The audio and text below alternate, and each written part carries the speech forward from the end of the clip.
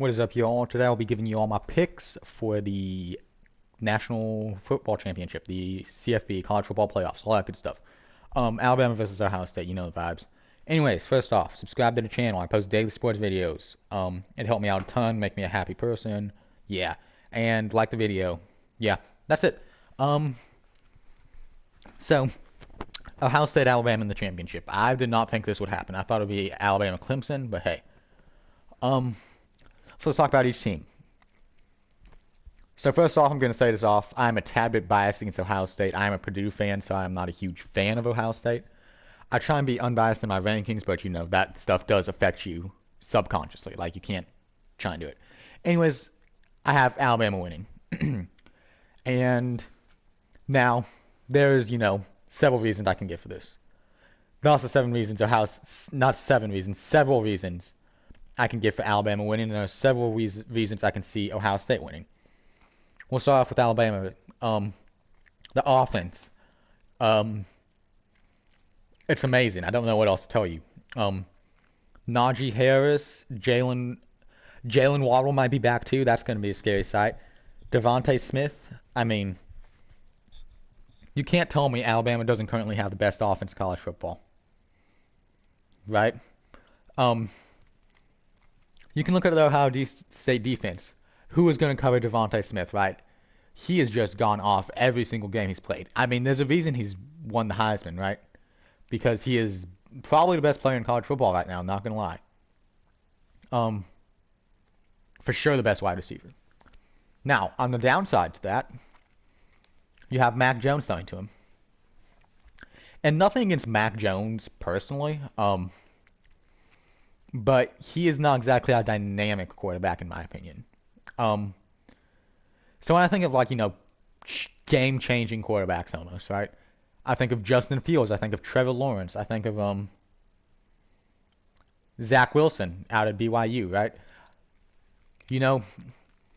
All of those guys that changed, when you put them into the game, there's such a noticeable difference from when there would be another player in the game, right? And I really don't see Mac Jones as that, difference maker. I personally see him as more of a game manager for Najee Harris, Devontae Smith, Jalen Waddle, Chris Mechie. I see him as a guy that, is he makes the right throws, right? He's not dynamic like Tua. He's not going to, carry your team or anything. He is the Ryan Tannehill of college football. I think that's a good statement.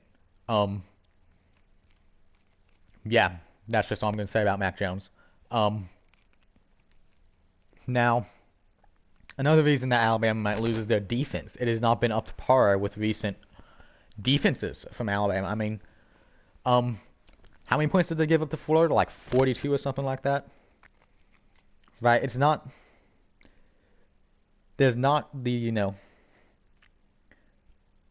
elite defense that they're used to. Right? I mean, they're competent, for sure, and they're still, fairly good. But it's not the elite defense that, everybody's used to seeing out of Alabama. Especially considering, that they really, when they played a good offense like Florida, you saw how many points, Florida was able to put up, right? I mean, now imagine that with Ohio State, which in my opinion has much better offense than Florida, but hey. Yeah. So why can Ohio State win? Justin Fields is going off right now. He didn't do so hot against Northwestern, but at the same time, he did very well against Clemson, better than I thought he would. Made some very good throws. I mean, he just looked very well against Clemson, right? And he is the better quarterback than Mac Jones. I don't think he will succeed at the NFL level personally, but I just do believe that he's a good college quarterback for sure. And, obviously he is playing at Ohio State, right? He has tons of talented five-star recruits around him, right? It's different from, say, a guy out of BYU, hypothetically, where, you're not playing with five-star recruits. You're playing with, 3- and 2-star recruits. So, yeah. Anyways, so that's that about Justin Fields. Now there is one interesting thing that I have to say about this. It is so there's supposedly an outbreak on the Ohio State team that's like unknown currently. We don't know if it's for sure or not. There are rumors of an outbreak, right? Like Nick Saban's daughter tweeted something out about it. Um, it's a pretty weird situation right now, honestly.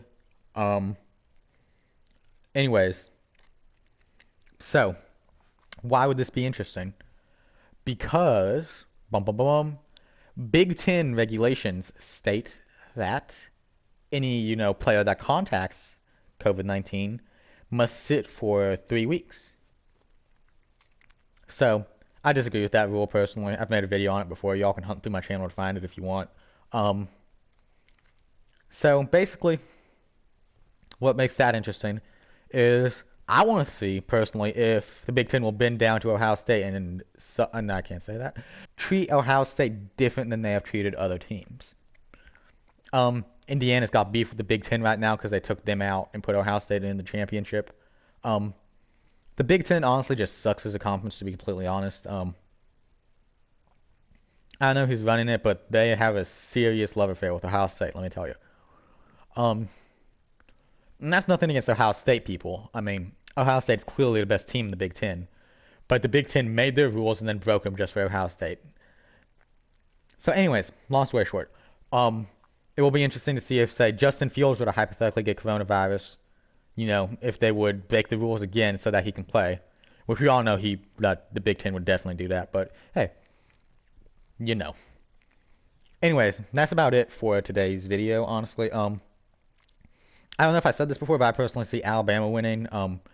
Devontae Smith, possibly Jalen Waddle, Chris Mechie. Like, that's just the best wide receiver combo or trio in college football. Najee Harris is amazing at running back. I think it's going to be a shootout. I think it's going to be a very fun game to watch, but I just see Alabama coming out on top.